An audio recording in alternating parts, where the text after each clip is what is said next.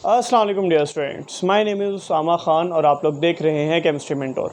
तो बच्चों, आज हम लोग बहुत ही खूबसूरत और प्यारा सा टॉपिक डिस्कस करेंगे गैसियस स्टेट का, that is Boyle's law. Boyle's law क्या होता है, बॉयल्स लॉ की डेरिवेशन, उसकी एक्सपेरिमेंटल वेरिफिकेशन और उसके ग्राफिकल एक्सप्लेनेशन भी हम लोग डिस्कस करेंगे। तो शुरू करते हैं बच्चों आज का बहुत खूबसूरत और प्यारा सा topic, Boyle's law. Boyle's law क्या होता है, किसे कहते हैं? 1662 में एक खूबसूरत साइंसदान थे जिनका नाम था रॉबर्ट बॉयल्स। क्या नाम था बच्चों? Robert boils.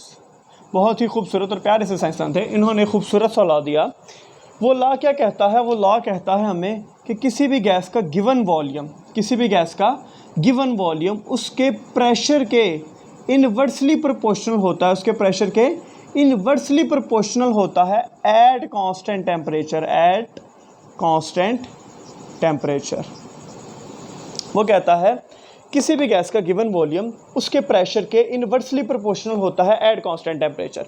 मतलब अगर हम लोग प्रेशर बढ़ाएंगे तो क्या होगा बच्चों? वॉल्यूम कम हो जाएगा। और अगर हम लोग प्रेशर को डिक्रीज करेंगे तो वॉल्यूम क्या हो जाएगा बच्चों? इंक्रीज हो जाएगा। तो इसका मतलब है कि प्रेशर के बढ़ाने से वॉल्यूम क्या हो रहा है? Decrease.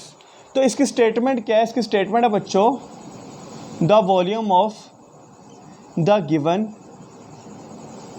mass of a gas is inversely proportional to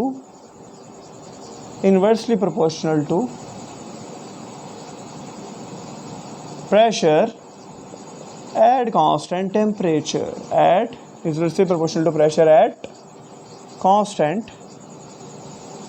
temperature T से मैंने टेम्परेचर को रिप्रेजेंट कर दिया। उन्होंने कहा था जनाब अगर हम लोग किसी भी गैस का प्रेशर बढ़ाएंगे तो उसका वॉल्यूम डिक्रीज हो जाएगा। यहाँ पे मेरे पास प्रोपोर्शनलिटी का साइन है, इनवर्सली प्रोपोर्शनल का साइन है। मैं क्या करता हूँ, मैं इसे ख़त्म करके एक कांस्टेंट लेके आता हूँ के, डैट इज़ प्रोपोर्शनलिटी कांस्टेंट। अगर मैंने के की वैल्यू फाइंड करनी है, के डिवाइड हो रहा है, उधर जाके क्या हो जाएगा बच्चों? मल्टीप्लाई। तो पी वी किसके बराबर आएगा? के किसके बराबर आएगा? के। तो यहाँ से हमें एक रिजल्ट मिला। क्या रिजल्ट मिला? कि the product of pressure and volume is always equal to constant. हमें इस बात से कोई फर्क नहीं पड़ता प्रेशर बढ़ रहा है या वॉल्यूम कम हो रहा है, क्योंकि जब प्रेशर बढ़ेगा उसी हिसाब से वॉल्यूम कम हो जाएगा और इनका जो प्रोडक्ट होगा वो क्या होगा बच्चों? कांस्टेंट। क्या होगा? कांस्टेंट। तो यहां से हमने कहा कि अगर मेरे पास दो गैसेस हैं, एक गैस का प्रेशर P1 है तो उसका वॉल्यूम V1 है, वो किसके बराबर है? के। और एक दूसरी गैस है जिसका प्रेशर है P2, वॉल्यूम क्या है? V2, वो भी किसके बराबर है बच्चों? के। तो इसका मतलब है कि क्या मैं लिख सकता हूं कि P1 V1 किसके बराबर आया? P2 V2। ये तो बच्चों जैसी बातें होंगी। आप कहेंगे सर ये तो बच्चों जैसी बातें कर रहे हैं आप, कि P1 V1 किसके बराबर आ गया बच्चों? P2 V2। ये हमारे पास एक छोटी सी डेरिवेशन है इसकी। हम लोग इसकी एक्सपेरिमेंटल वेरिफिकेशन करते हैं, क्या वाकई बॉयल्स लॉ ऐसा प्रूव कर सकता है? क्या जब हम एक्सपेरिमेंटली अप्लाई करेंगे क्या वाकई बॉयल्स लॉ ऐसा करता है? चलो बच्चों इसकी एक्सपेरिमेंटल वेरिफिकेशन करते हैं। मेरे पास 4 कंटेनर्स हैं। मैं क्या करता हूँ, पहले कंटेनर पे मैं क्या रखता हूँ? मैं प्रेशर रखता हूँ 2 atm। यहाँ पे मेरे पास जो P1 है वो कितना है बच्चों? 2 atm। ठीक है, इसके अंदर कोई गैस है। यहाँ पे मैं क्या करता हूँ? प्रेशर थोड़ा सा बढ़ा देता हूँ। प्रेशर बढ़ा के मैं क्या कर देता हूँ? मैं यहाँ पे प्रेशर बढ़ा के P2 को कर देता हूँ 4 atm। क्या कर देता हूँ बच्चों? 4 atm। यहाँ पे मैं प्रेशर और ज़्यादा बढ़ाता हूँ। जब मैं प्रेशर और ज़्यादा बढ़ाऊँगा, मैं प्रेशर कितना कर देता हूँ? मैं प्रेशर कर देता हूँ P3, डैट इज़ 6 atm। मैंने प्रेशर यहाँ पे और ज़्यादा बढ़ा दिया, कितना बढ़ा दिया? P4 मैंने कर दिया बच्चों 8 atm। कितना कर दिया? 8 atm। देखो ज़रा, पहले प्रेशर क्या था? 2 atm, फिर क्या हो गया? 4 atm, फिर क्या हो गया? 6 atm। इसका मतलब है जैसे जैसे मैं प्रेशर बढ़ाऊंगा तो वॉल्यूम को डिक्रीज करना चाहिए। प्रेशर के बढ़ने से वॉल्यूम डिक्रीज, प्रेशर बढ़ा रहा हूं, पहले वॉल्यूम इतना था, फिर क्या हो गया? इतना, फिर क्या हो गया? इतना, फिर क्या हो गया? इतना। इसका मतलब है जैसे जैसे प्रेशर बढ़ रहा है तो बच्चों आप लोग देख रहे हैं पहले वॉल्यूम इतना था, फिर और कम हुआ, फिर और कम हुआ, फिर और कम हुआ। इसका मतलब है वाकई ये बात प्रूव हो रही है कि प्रेशर के बढ़ने से वॉल्यूम क्या होता है? डिक्रीज होता है। क्या होता है बच्चों? डिक्रीज। पहले वॉल्यूम इतना, फिर वॉल्यूम और छोटा, फिर वॉल्यूम और ज्यादा छोटा, और P4 पे वॉल्यूम और ज्यादा छोटा हो गया। इन सब के अंदर गैस है। तो इसका मतलब ये हुआ कि वाकई प्रेशर को बढ़ाने से वॉल्यूम क्या हो जाता है? डिक्रीज हो जाता है। अच्छा, लेकिन हमने बॉयल्स लॉ की इस इक्वेशन को प्रूव करना है। मैं कहता हूँ मेरे पास V1, जब मेरे पास प्रेशर 2 atm था उस केस में मेरे पास जो वॉल्यूम कितना था वो था 1 dm क्यूब। कितना था बच्चों? 1 dm क्यूब V1। मैंने प्रेशर को कितना किया 2 टाइम्स, जब प्रेशर 2 टाइम्स किया तो वॉल्यूम भी 2 टाइम्स डिक्रीज होगा, तो वॉल्यूम कितना हो गया 1/2 dm³।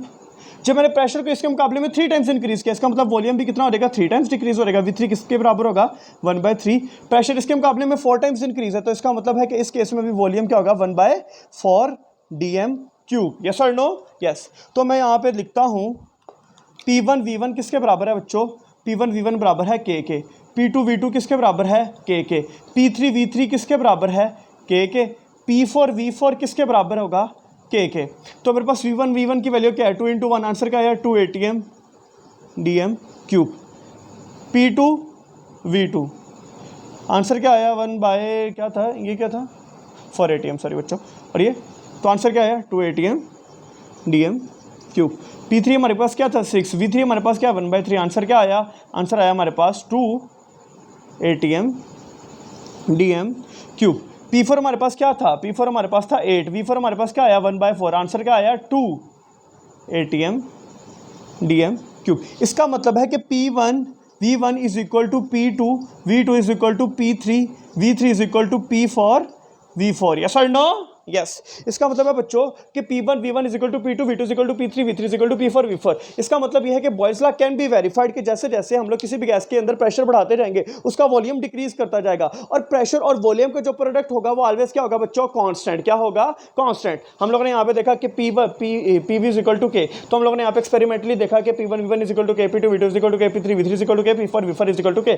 तो जब हम लोगों ने इसकी वैल्यू पुट की तो हमारे पास आंसर सेम आया। इसका मतलब है कि Boyle's law can be verified in experimental verification. Boyle's law can be verified कि the product of pressure and volume is always equal to constant। बच्चों बात समझ आ रही है?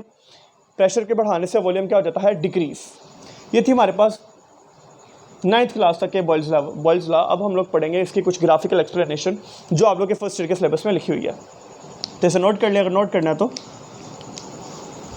नोट कर लिया होगा आप लोगों ने, तो इसे मिटाते हैं और हम लोग करेंगे, अब हम लोग करेंगे ग्राफिकल एक्सप्लेनेशन। क्या करेंगे? Graphical explanation of Boyle's law, कि ग्राफिकली हम लोग बॉयल्स लॉ को कैसे एक्सप्रेस करेंगे। Graphical explanation.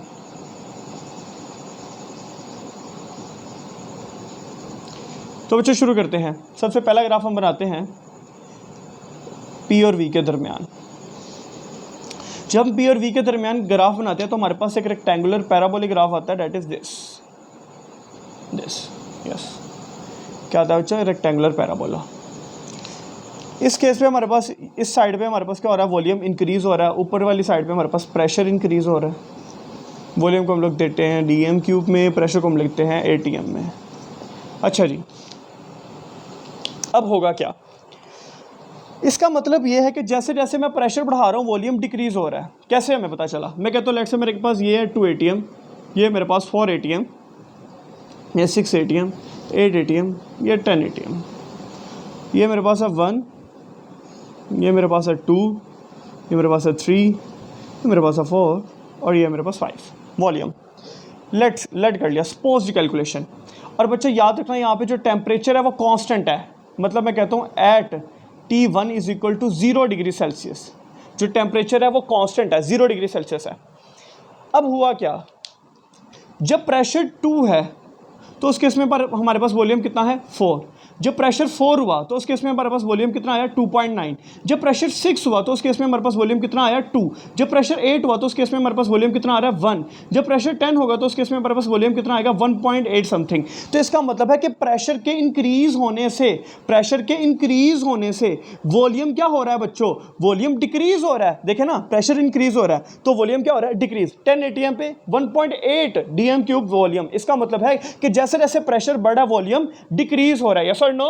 यस। अच्छा बच्चों, ये सारे पॉइंट पे जो टेम्परेचर है वो क्या है कांस्टेंट, सेम टेम्परेचर की वजह से हम इसे लिख सकते हैं कि इस ग्राफ को हम लोग क्या बोलते हैं बच्चों, और ये जो हमारे पास थर्म है इसे क्या बोलते हैं आइसोथर्म। क्या बोलते हैं आइसोथर्म। क्यों? क्योंकि इस पूरी थर्म के ऊपर जो टेम्परेचर क्या है वो सेम है। आइसो का मतलब होता है सेम, थर्म का मतलब होता है टेम्परेचर, सेम टेम्परेचर। बिकॉज जैसे जैसे हम लोग वॉल्यूम बढ़ाते जा रहे हैं, प्रेशर बढ़ाते जा रहे हैं, सॉरी जैसे जैसे हम लोग प्रेशर बढ़ाते जा रहे हैं तो वॉल्यूम क्या होता जा रहा है डिक्रीज। लेकिन at constant temperature that is T1 is equal to 0 degree Celsius.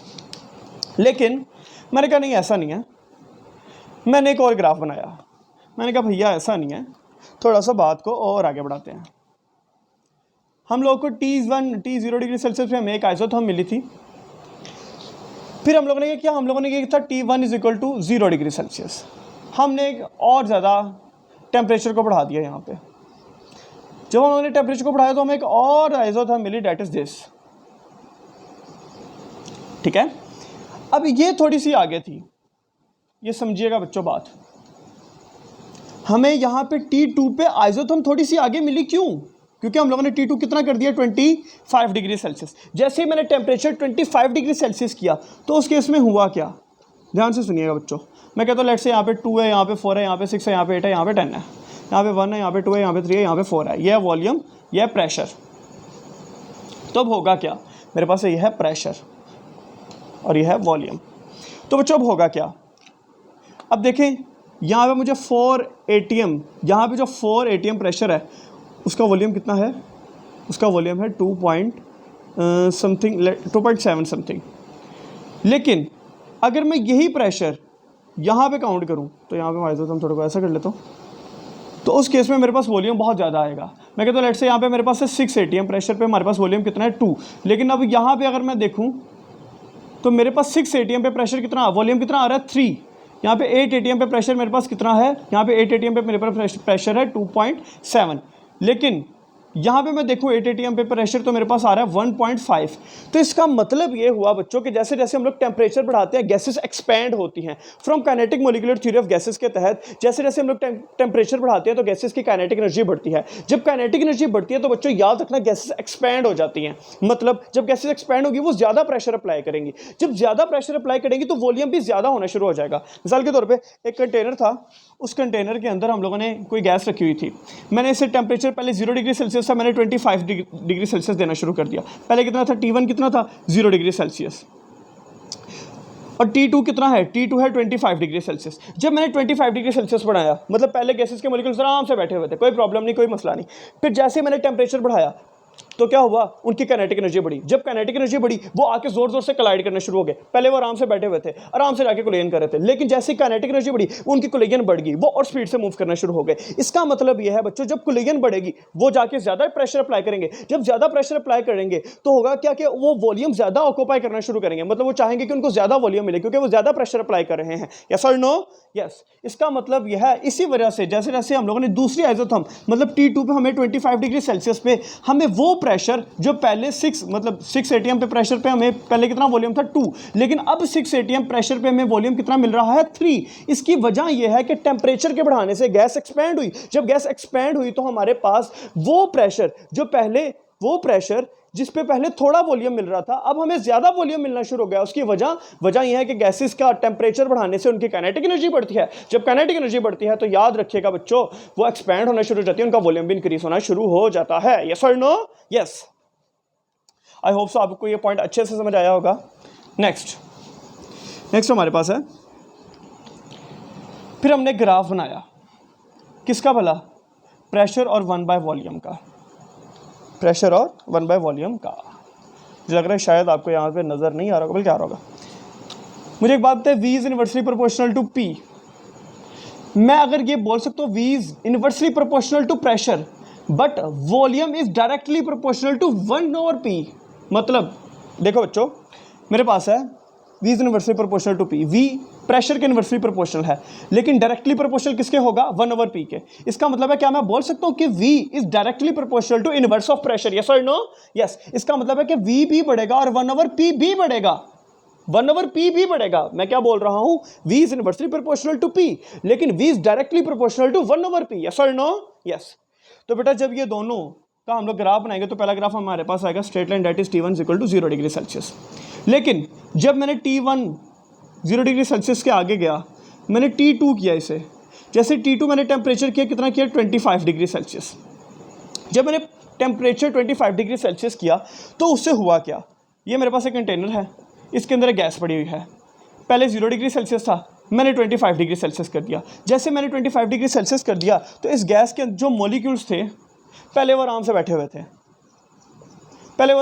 थे, ज़िंदगी गुजार रहे थे। जैसे मैंने टेम्परेचर बढ़ाया, टेम्परेचर बढ़ाने से काइनेटिक एनर्जी बढ़ती है, काइनेटिक एनर्जी जैसे ही बढ़ी, पहले वो आराम से जाके इसके साथ कोलाइड कर रहे थे, ऐसे ही है बच्चों, इस सिस्टम के साथ, इस कंटेनर के साथ जाके कोलाइड कर रहे थे। जैसे ही मैंने टेम्परेचर बढ़ाया तो टेम्परेचर के बढ़ाने से गैस एक्सपैंड हो गई, पहले गैस आराम से बैठी थी, फिर गैस एक्सपैंड होगी, जैसे गैस एक्सपैंड होगी तो उनकी काइनेटिक एनर्जी बढ़ी, वो जाके पहले आराम से जाके कंटेनर के साथ टकरा रही थी, फिर वो जोर जोर से जाके कंटेनर के साथ जाके टकराना शुरू हो गई, ज़्यादा अच्छा कोलाइड करना शुरू हो गई।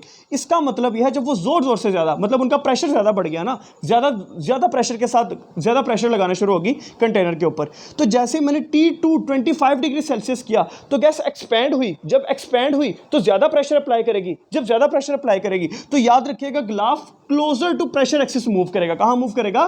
Closure to pressure axis.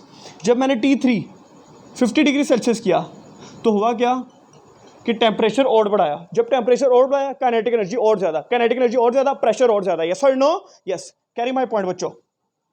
अच्छा 50 डिग्री सेल्सियस, मैं अगर टेम्परेचर और बढ़ा दूं T4 75 तो क्या होगा? और ज़्यादा प्रेशर होगा। क्यों? क्योंकि काइनेटिक एनर्जी बहुत ज़्यादा होगी। इसका मतलब है कि T4 किसके ज़्यादा होगा? T3 किससे ज़्यादा होगा? T2 किससे ज़्यादा होगा? T1। यस और नो? यस, समझ आ रही है बच्चों? पहले हमें ग्राफ स्ट्रेट लाइन मिला 0 डिग्री सेल्सियस पे, लेकिन जैसे टेम्परेचर बढ़ाया graph closer to pressure axis हुआ। क्यों? क्योंकि जैसे हम लोगों ने जैसे हम लोग टेम्परेचर बढ़ाते हैं तो उनकी काइनेटिक एनर्जी बढ़ती है। जब काइनेटिक एनर्जी बढ़ती है गैसेस के मॉलिक्यूल्स की तो होता यह है कि वो ज़्यादा प्रेशर अप्लाई करते हैं। जब T3 और टेम्परेचर बढ़ाया और ज़्यादा काइनेटिक एनर्जी, T4 और ज़्यादा टेम्परेचर बढ़ाया और ज़्यादा काइनेटिक एनर्जी और ज़्यादा pressure, that's why they are closer to pressure axis. Yes और नो? यस, क्लियर हो रहा है बच्चों? लास्ट ग्राफ हमारे पास आता है PV और P के दरमियान। ये बच्चों हमारे पास स्ट्रेट लाइन ग्राफ आता है। क्यों?